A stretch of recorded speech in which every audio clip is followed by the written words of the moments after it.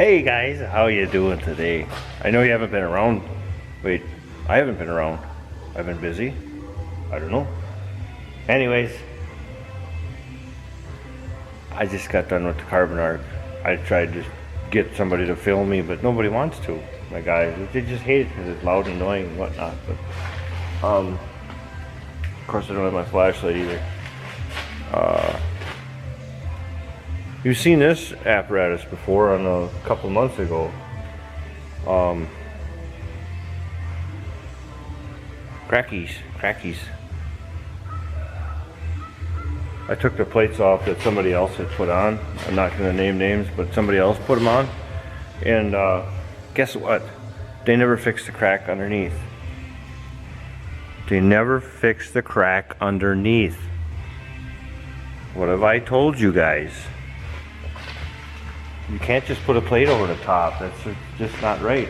That's just the easy way out. You can't take the easy way out. I've tried for all these years in my life and it never works. Yeah, really. Anyways, this one actually, I take that back. Sorry. Somebody did one side here. They did the whole thing. The crack must have been over here on this particular side, where on that side it's further down. Somebody welded it, but they didn't. It's almost as if they went in. I use the carbon arc, so as you're taking your little rod that's red hot and has plasma formed on the end because it's so hot and it's electricity, and you're carving through there, you can actually see the crack open up. And it looks to me like what they did. And this is my opinion, mind you. And my opinion don't mean squat, but to some people it does.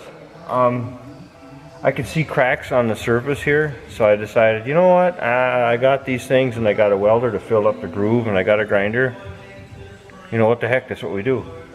I dove in there and within a 1/4 inch I found the crack.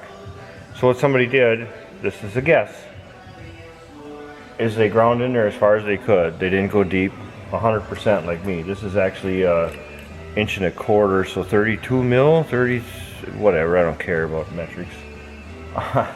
It's 32, excuse me, 1 1/4 inch thick plate. So I went focus, I went 100%, and I did find all the way through, except for the first surface.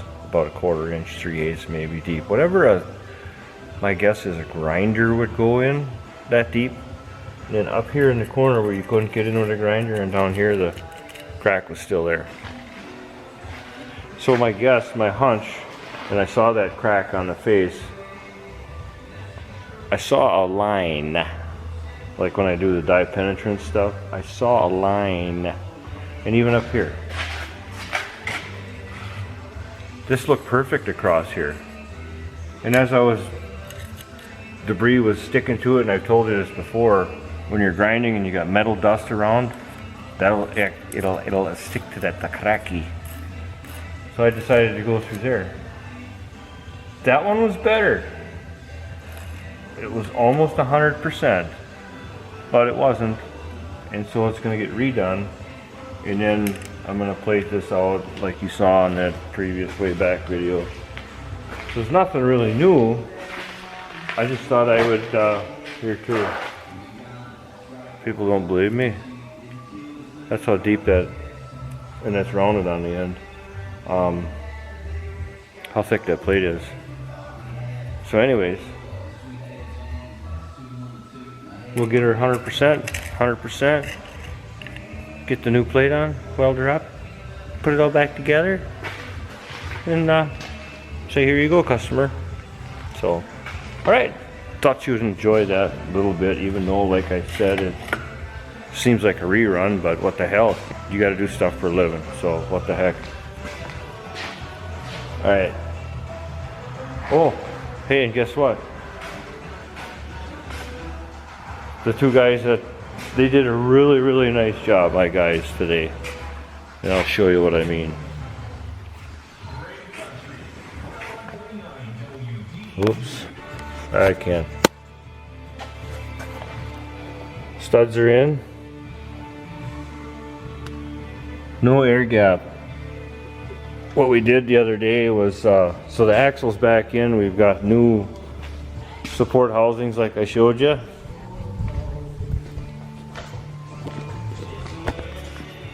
I like this new camera, but sometimes I hate it. So I'm going to show you what we did to make this simple for everybody. It's real simple. When the new housings came in, this is cool because I thought of it. I like when I think of shit, it's cool. Okay, here we go.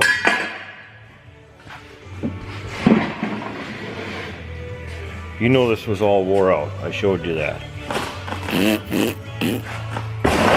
All wore out. So when we had the new housing sitting here on the table, I said to myself, self, make this easy on yourself, right? So we did. And I come up with an idea. So I took a brand new, perfectly machined piece, which obviously these aren't, and I had Kyle make a fixture. It's a U. Maybe it's a field goal post for midgets. Anyways, okay, so we did this on the brand new one. It's basically, obviously it's not for this one, but okay, you take a brand new machine surface, we put this on it, clamped it all in place, tacked it in place. Okay, so now we got the perfect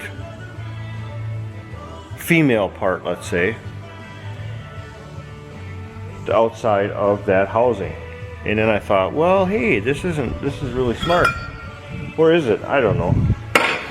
You gotta come up with your own shit. You know, nobody's gonna do it for you. So then I had him take another one, make one. This is really how simply retarded it is. That fits inside that one. Okay, so this is the outside of the housing. The outer one. This one is the inside. So when we were welding up the frame, and I should have showed you guys this before, as they welded the mating part, the frame, we had to overlay it with weld. Kyle did some, Troy did some, whatever, and then Kyle and I were gone today on the road, and then Troy finished it up. Whatever. It worked out good. So this became the goal fixture and the no-go. So basically it fit up underneath there into the frame. He welded. You have to overlay it with weld too much, and then you grind off till you're perfectly flat. Guess what? This is the surface of where this bolts in. So that's the exact shape in the machined up and down in there like mama and daddy. Up and down. Anyways, oops. When they went to drop it in, I was over there carbon arcing, so I'm inspecting it right now, and I got underneath there with a flashlight. You can't see anything, no light. They did a really nice job getting that axle to fit in there. It ain't gonna move. So I'm pretty proud of them boys. They did a good job. So that's how simple sometimes it can be.